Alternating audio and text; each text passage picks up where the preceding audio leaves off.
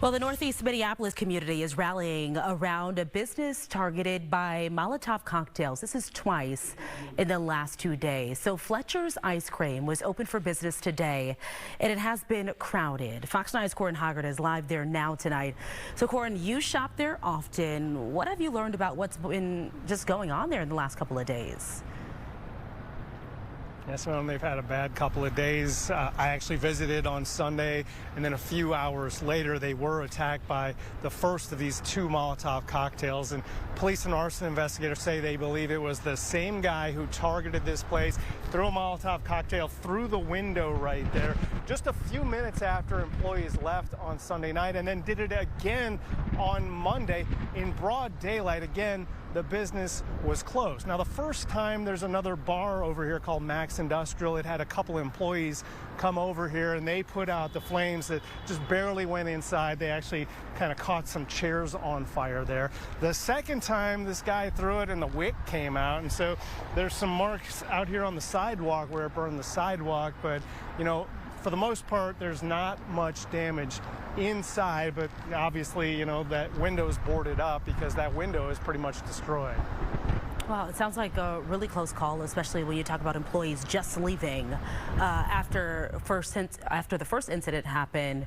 Could have been a lot worse. What do we know, though, about this guy? Any information about the suspect? Have they caught him at all?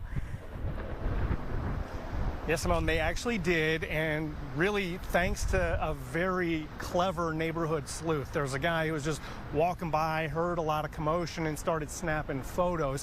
One of the photos that he took was out here in the bus lane on Hennepin, where there was a minivan parked, and the suspect was in the driver's seat there. So he shares all these photos with the police, and very soon after that, they arrested this guy, not even a half-mile away from here. That guy is in custody. He hasn't been charged yet, as far as we can tell. But I did look into his criminal history. There's a lot of driving without a license convictions that he has. The one thing that really caught my eye, though, was he had a disorderly conduct misdemeanor that has him banned from Valley Fair right now. Well, with some of your research and obviously with some of the people that you've been speaking with, any idea why he would apparently try to set this fire to the same place twice? Yeah, I mean, arson investigators didn't immediately have an answer for that, and so that's left a lot of room for speculation, and people have been speculating. But I talked to the owner, Jason Fletcher, and he says he's really not sure it's what a lot of people seem to think it is. I would like to say, you know, that this is somebody that has some things that they need to figure out, and maybe some mental health issues or something that, you know, maybe they can get help for. And, you know, I would like to think that it's not what everybody thinks it is, you know, and it, you know, obviously the obvious answer is, oh, our flag, but I would like to think that it's not.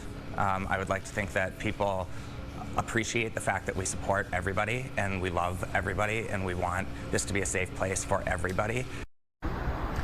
You know, the attacks have not scared people away. There's been a pretty steady crowd of people in and out of Fletcher's today. That includes a couple of mayoral candidates. So we're going to hear from them, and we'll hear about an organized community event to support Fletcher's. We'll hear all of that coming up at 6 o'clock. Overall, though, I'm just happy that everyone is okay. Corin Hoggard reporting live tonight in Minneapolis. Thank you, Corin.